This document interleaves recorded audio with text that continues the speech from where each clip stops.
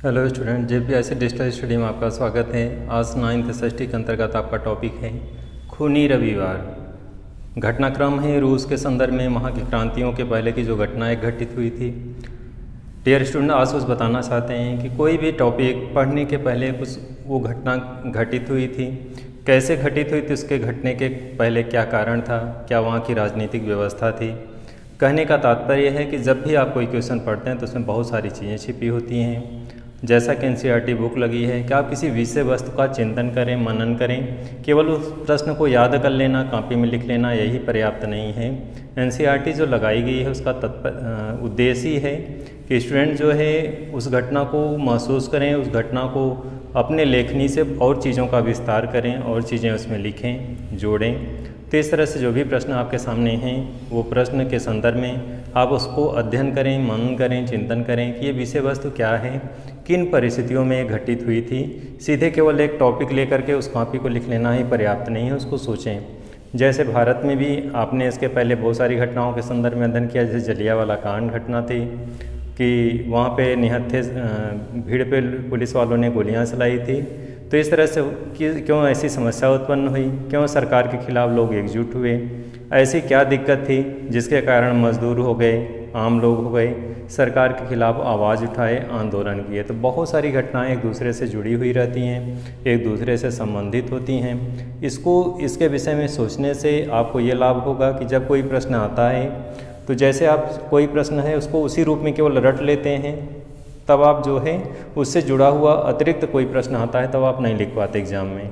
तो इससे केवल एक फ़ायदा होगा कि जब आप किसी प्रश्न को अच्छे से समझते हैं, केवल रटते नहीं हैं, तो उससे संबंधित कोई भी प्रश्न अगर पूछा जाए अतिरिक्त तो आप ऐसे प्रश्नों का उत्तर आसानी से कर लेंगे। उसके यहाँ कहने का केवल उद्देश्य यही है कि किसी भी प्रश्न को केवल समझें, उसको चिंतन करें कि ऐसी समस्याएं क्यों हुई, उस समस्या के पीछे क्या क्या कारण हो सकते हैं, लोगों ने ऐसा क्यों किया कि जुलूस निकालने के लिए विवश होना पड़ा या आंदोलन करना पड़ा या पुलिस को गोलियां चलानी पड़ी, ऐसे क्या क्या कारण हो सकते हैं। तो इस संदर्भ में जब आप अध्ययन करेंगे तो बहुत सारी चीज़ें आपके सामने निकल कर के आएंगी। तो चलिए विषय वस्तु को स्टार्ट करते हैं और घटनाक्रम को समझते हैं कि खूनी रविवार इसका नाम क्यों पड़ा और ये घटनाक्रम क्या था। तो चलिए हम विषय वस्तु को आगे बढ़ते हैं हम लोग। जैसा कि नाम से है खूनी रविवार, घटनाक्रम को थोड़ा समझते हैं। जनवरी 1905 को घटना घटित हुई थी, जनवरी 1905 को रूसी शासक जार के याचना करने के लिए। जैसा स्टूडेंट आप जानते हैं रूस में जार का शासन था, सदियों से चली आ रही है शासन व्यवस्था। एक पीढ़ी दर पीढ़ी एक राजा शासन करता था, उसके मृत्यु के बाद फिर उसके उत्तराधिकारी उसी वंश का दूसरा शासक शासन करने लगता था। तो रूस में इस तरह की जारशाही शासन व्यवस्था चली आ रही थी जिसमें कोई परिवर्तन नहीं था। वे स्वेच्छाचारी शासक के रूप में शासन करते थे, जन कल्याण के लिए उनके लिए कोई जगह नहीं था, जनता के स्वतंत्रता समानताओं से उनका कोई सरोकार नहीं था। उनका उद्देश्य था केवल शासन करना और अपना वैभवपूर्ण जीवन बनाए रखना था। जनता के ऊपर करों का बोझ बढ़ा करके, जनता को शोषित करके अपने जीवन को सुखमय बना करके ये शासन कर रहे थे। तो इस तरह से ऐसी परिस्थितियाँ थी, जार के खिलाफ लोग जो है आंदोलन करने के लिए विवश हुए। तो घटनाक्रम को समझते हैं कि 1905 में, जनवरी 1905 में रूसी शासक यानी रूस का जो शासक था कौन था, जार। यहाँ इसको ध्यान रखेंगे कि रूसी शासक कौन था, जार था। तो जार से याचना करने के लिए रविवार के दिन मजदूरों ने पादरी गए पान, यहाँ ये चीज़ नोट करेंगे, पादरी गए पान के नेतृत्व में एक शांतिपूर्ण जुलूस निकाला। तो घटना एकदम सरल है, सरल तरीके से कि जनवरी 1905 में घटना एकदम स्पष्ट है कि पादरी गए पान के नेतृत्व में मजदूरों ने क्या निकाला था, एक जुलूस निकाला था। डियर स्टूडेंट, जैसा कि आप जानते हैं सभा हो, रैली हो, आंदोलन हो, जुलूस हो, ये सब करने के पीछे उद्देश्य होता है। क्यों किए जाते हैं? अपनी आवाज़ को दूसरों तक पहुंचाने के लिए, अपनी समस्याओं को दूसरों को अवगत कराने के लिए ये सारी चीज़ें की जाती हैं। जनवरी 1905 में रूसी शासक जार से याचना करने के लिए रविवार को मजदूरों ने पादरी गए पान के नेतृत्व में शांतिपूर्ण जुलूस निकाला। तो जैसा कि आप भी चर्चा चल रही है जुलूस क्यों निकाला जाता है, धरना क्यों किया जाता है, प्रदर्शन क्यों किया जाता है, आंदोलन क्यों किया जाता है। तो जनता की एक कह सकते हैं जब कोई एक व्यक्तिगत होता है तो अलग कोई कार्य व्यक्ति आवाज़ उठाता है, लेकिन जुलूस के माध्यम से, आंदोलन के माध्यम से, रैली के माध्यम से, प्रदर्शन के माध्यम से अपने आप में क्लियर होता है कि एक बड़ा समूह होगा, विविध वर्गों के लोग होंगे। जुलूस आंदोलन में कोई व्यक्ति विशेष का नहीं होता ये सारी चीज़ें, यानी एक बड़ा तबका, एक बड़ा समूह, एक बड़ा वर्ग आंदोलन करता है, समूह में जुलूस निकालता है, रैली करता है, तो उसकी कुछ मांगें होती हैं, सरकार के खिलाफ होती है या फिर अन्य कोई संस्था के खिलाफ होती है या किसी के खिलाफ होती है। तो कहने का मतलब है सभी लोगों की कुछ अपनी मांगें होती हैं, कुछ आवश्यकताएं होती हैं। उन मांगों और आवश्यकताओं के लिए ये सारे रास्ते अपनाए जाते हैं।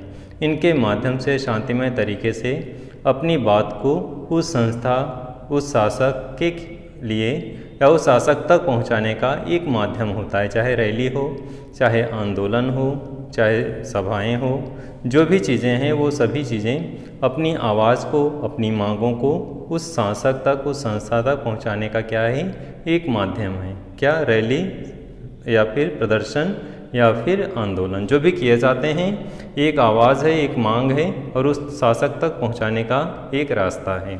तो चलिए आगे बढ़ते हैं हम लोग। इस तरह से रूसी शासक को जो वहाँ के जो मजदूर थे, पादरी गैपान के नेतृत्व में शांतिपूर्ण क्या निकालते हैं, जुलूस निकालते हैं। उनकी अपनी कुछ मांगें थी, उन मांगों को रूस के शासक तक पहुंचाना चाहते थे। किसके नेतृत्व में? पादरी के नेतृत्व में। डियर स्टूडेंट, जैसा कि आप जानते हैं कोई आंदोलन होता है, कोई क्रांति होती है, उसका कोई एक नेतृत्वकारी कुछ लोग होते हैं। बिना नेतृत्व के कोई भी समूह, कोई भी संगठन, कोई भी आंदोलन सफल नहीं हो पाता, क्योंकि एक नेतृत्वकारी का होना आवश्यक होता है। तो इस तरह से यहाँ पे भी पादरी गैपान का नेतृत्व था। उनके नेतृत्व में शांतिमय तरीके से जार को याचना करने के लिए क्या निकाला जाता है, एक जुलूस निकाला जाता है। जुलूस विंटर पैलेस पहुँचता है। जुलूस विंटर पैलेस पहुँचा ही था कि पुलिस उन पर क्या कर देती है, हमला कर देती है। जैसा कि आप जानते हैं दो चीज़ें होती हैं, एक व्यक्ति अपनी मांगों को लेकर के जुलूस निकालता है, दूसरी सरकार के जो अंग होते हैं या सरकार के जो उसके अंडर में काम करने वाले अधिकारी होते हैं वो क्या करते हैं, उन चीज़ों को रोकने का प्रयास करते हैं। तो यहाँ पे भी वही स्थिति बनी। पुलिस ने क्या किया, उनकी बातों को नकारने के लिए या उनकी मांग को ठुकराने के लिए लाठीचार्ज करती है, जिससे आंदोलन भंग हो जाए या जुलूस करने वाले हट जाएं यहाँ से, अपनी मांगों को समाप्त कर दें। तो वही चीज़ यहाँ पे भी निकल करके आई। पुलिस क्या की, उनको दमन करने के लिए, उनके जुलूस को समाप्त करने के लिए उन पर हमला कर देती है, लाठीचार्ज कर देती है। 100 से ज़्यादा मजदूर मारे जाते हैं। तो इस तरह से ये घटनाक्रम हिंसात्मक हो जाता है, क्योंकि जुलूस तो शांतिमय निकला था, लेकिन पुलिस के लाठीचार्ज कर देने से, गोलियां चला देने से इसमें सैकड़ों लोग मारे जाते हैं। तो ये स्थिति बनती है और सैकड़ों लोग घायल होते हैं। तो इस स्थिति में यह घटना चूँकि रविवार के दिन घटित हुई थी, इसलिए इसे इतिहास में खूनी रविवार के नाम से जाना जाता है। जैसा कि स्पष्ट हो गया कि यह घटना किस दिन हुई थी, रविवार के दिन हुई थी, जो जुलूस निकाला गया था शांतिपूर्ण तरीके से। और चूँकि पुलिस ने लाठीचार्ज किया, गोलियां चला दी, जिससे सैकड़ों लोग घायल हुए और सैकड़ों लोग इसमें मारे गए। तो चूँकि ये घटना रविवार के दिन घटित हुई थी, इसलिए इसे क्या नाम दिया गया, खूनी रविवार। तो इस तरह से ये घटनाक्रम होती है। खूनी रविवार ने घटनाओं की एक श्रृंखला को आरंभ कर दिया। अब यहाँ श्रृंखला से क्या तात्पर्य है, खूनी रविवार जब कोई घटना घटित होती है तो उसके पश्चात एक बहुत सारी चीज़ें देखकर जाती है। घटना तो उसी दिन घटी और वो समाप्त हो गई, लेकिन उस घटना के परिणाम स्वरूप उसकी जो प्रतिक्रिया होती है, चाहे वैचारिक हो चाहे क्रियात्मक हो, विचारों को, लोगों को सोचने के लिए विवश कर देती है। यहाँ पे भी वही चीज़ हुई। घटना तो हो गई, घटना समाप्त भी हो गई, लेकिन लोगों को सोचने के लिए विवश की कि क्या ये जार का जो शासन है, क्या ये सही है, क्या ये तानाशाही शासन है, क्या ऐसे शासन व्यवस्था को हटा देना चाहिए जो आवाज़ उठाने पे गोलियां चलवाता है या लाठीचार्ज करवाता है। क्या आवाज़ उठाने के लिए शांतिमय तरीके से अगर कोई व्यक्ति आवाज़ उठा रहा है तो क्या उसकी बातों को सुनना नहीं चाहिए। तो इस तरह से एक श्रृंखला स्टार्ट हो जाती है इस घटनाक्रम के पश्चात। लोग जब कोई चीज़ घटना घटित होती है तो उसको आप बहुत ज़्यादा मूल्यांकन करते हैं, विश्लेषण करते हैं कि अगर इस तरह से अगर यही क्रम घटता रहा तो हमारे अधिकार समाप्त हो जाएंगे, या हमें अधिकार नहीं मिले हैं तो क्या हमें अधिकार मिलने चाहिए या नहीं मिलने चाहिए। लोगों को यही इस घटना से या कोई घटना हो उसके बाद सोचने के लिए विवश कर देती है। तो ये भी वही चीज़ हुआ, इस घटना के कारण लोगों के मस्तिष्क को प्रभावित किया, लोगों के हृदय को प्रभावित किया कि क्या ये घटना इस तरह से घटित होगी तो क्या मानव के लिए या रूस की जनता के लिए, रूस के लोगों के लिए क्या ठीक है। क्या लोगों को आवाज़ नहीं उठाना चाहिए, क्या लोगों को एकजुट होकर के शासक के खिलाफ आंदोलन नहीं करना चाहिए या क्रांति नहीं करना चाहिए। तो इस तरह से घटना से आगे एक श्रृंखला शुरू हो गया। अब हमेशा जो है समूह बनने लगे, संगठन बनने लगे और इस ओर लोग आंदोलित होने लगे कि अब हमें शासक के खिलाफ आवाज़ उठानी है।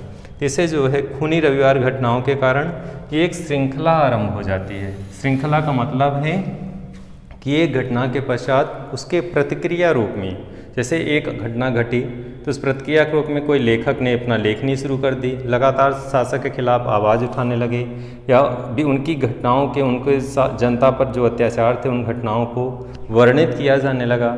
जो बुद्धिजीवी वर्ग था वो सोचने लगा, ऐसी घटनाओं को समीक्षा करने लगा कि क्या ये यहाँ की जनता के लिए स्वतंत्रताएँ नहीं होनी चाहिए।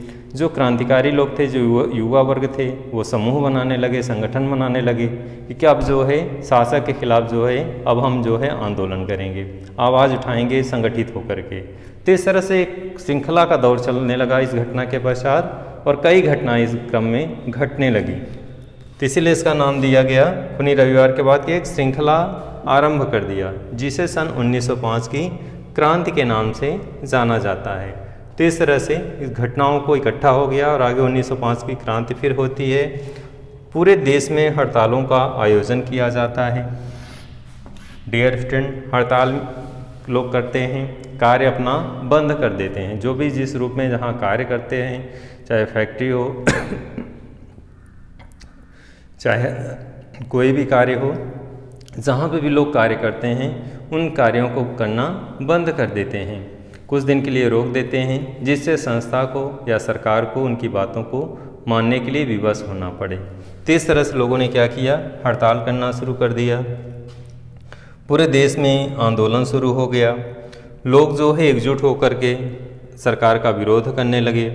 छात्रों ने कार्य को बहिष्कार किया, शिकायत करते हुए विश्वविद्यालय बंद हो गए। वकील, इंजीनियर, डॉक्टरों ने संविधान सभा की मांग करने लगे। जैसा कि आप जानते हैं, किसी देश के लिए, किसी राष्ट्र के लिए संविधान का होना आवश्यक है। बिना संविधान के उस देश में शासन चलाना संभव नहीं है। तो ऐसी परिस्थितियों में हर जगह पे जैसे आवाज़ उठती है, ऐसे रूस में भी इस घटनाक्रम के पश्चात आवाज़ उठने लगी। विविध स्तरों पे, विविध समूहों के माध्यम से, चाहे सरकार के खिलाफ मजदूर वर्ग हो, चाहे वकील वर्ग हो, चाहे इंजीनियर वर्ग हो, चाहे लेखक वर्ग हो, चाहे वहाँ के आम नागरिक हो, सभी लोगों की आवाज़ उठने लगी कि अब शासक के खिलाफ आवाज़ उठनी चाहिए और लोगों को स्वतंत्रताएँ प्रदान की जानी चाहिए, लोगों को अधिकार मिलने चाहिए। तो इस तरह से एक घटनाक्रम घटती है जिसे खूनी रविवार के नाम से जाना जाता है। और इसी घटनाक्रम के पश्चात कई घटनाएं लगातार घटती हैं सिलसिलेवार, और इस तरह से वहाँ को ये घटनाएं सभी मिलकर के क्रांति का स्वरूप प्रदान करती हैं या क्रांति के लिए एक धरातल का निर्माण करती हैं, जो विस्फोटक रूप में आगे क्या होता है, क्रांति होती है। तो डियर स्टूडेंट, आज के इस वीडियो में इतना ही। आपने खूनी रविवार के नाम से इस घटना का अध्ययन किया, किस तरह से घटना घटित हुई थी। अगले वीडियो में हम लोग फिर से मिलते हैं। धन्यवाद।